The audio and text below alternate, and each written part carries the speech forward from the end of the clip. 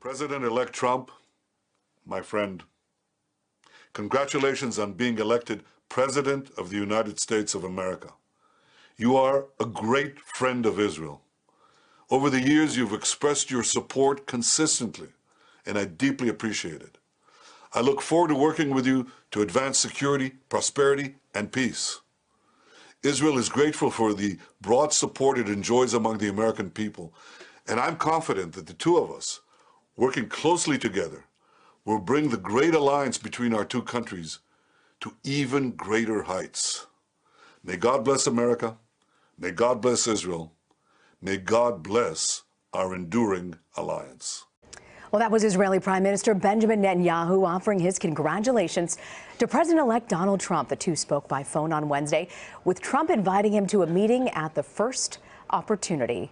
Jacob Elan, anchor and managing editor of Israel's Channel 1, is here to discuss how the presidency will impact U.S.-Israeli relations. Jacob, for decades, you have been the evening news anchor in Israel. You have taken the country through wars, through presidents, through prime ministers. I want to ask you, what is the reaction in Israel to this election? Well, first of all, it's good to be here, Rena. Well, you know, we were surprised, like everybody else. We were reporting, my colleagues and myself, about the polls here in the States and how Hillary Clinton is about to win and so forth. So there was an initial shock. And then comes the question, okay, so what does it mean for Israel? What does it mean for the next, the future, next 4 years? And in Israel, everything is politics. You know, all politics is local, right? So Israel is divided as much as America is divided these days, and it depends on your point of view. Some see an opportunity on the right side, some see it differently on the left side. So it depends on your point of view. You know, President Obama and Netanyahu did not have a very good relationship. It was pretty rocky, I think. It's an understatement. I remember one visit that he paid. He was pretty much iced out of the White House. He was left waiting, and it was actually during the time of the evening news in Israel, and everybody was going crazy wondering what happened. How different? Will Trump be very different from President Obama? Is there a way to gauge based on what you've heard? Look, Trump just gave an interview to Israeli daily Israel Today, and well, he spoke about the bond between Israel and the United States, and he said there that the parties in the Middle East should negotiate the deal themselves. This is exactly Netanyahu's narrative, saying, you know, we're going to do it ourselves. Thank you very much for your help. In Middle Eastern codes, that means no pressure on Israel.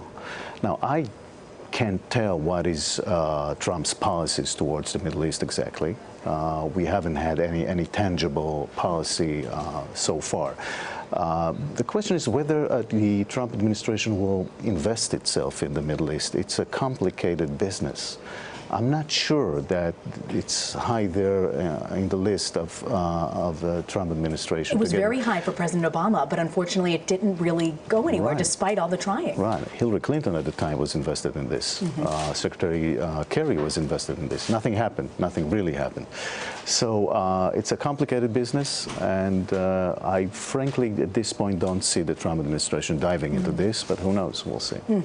You know, I was mentioning how President Obama had iced out Netanyahu. It was over the issue of settlements. He was very upset that they had made an announcement that they were going to start building more settlements. Do you see that possibly as being something that the Trump administration will allow, the building of more settlements, and how could there be another intifada out of that?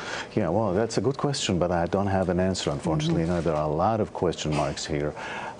There's the question of Iran. What's going to happen with this? I mean, this was a major part in Trump's campaign, right? The nuclear deal. Is he going to, change it, cancel it, whatever? A lot of question marks. What's been the Israeli? I want to ask you about that, because a senior Saudi prince, Turki al-Faisal, who was a former intelligence official, he doesn't represent the official Saudi government, but he said Trump should not kill the Iran deal. What's the take in Israel on the Iran deal that has been pretty much 15 years almost in the making? Right.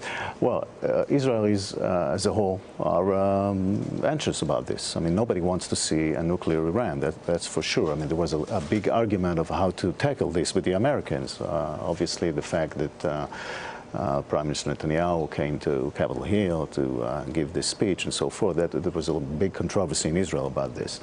But if somebody here or elsewhere can find a way to make sure that Iran does not get nuclear, period, Israelis will be very happy to hear about that.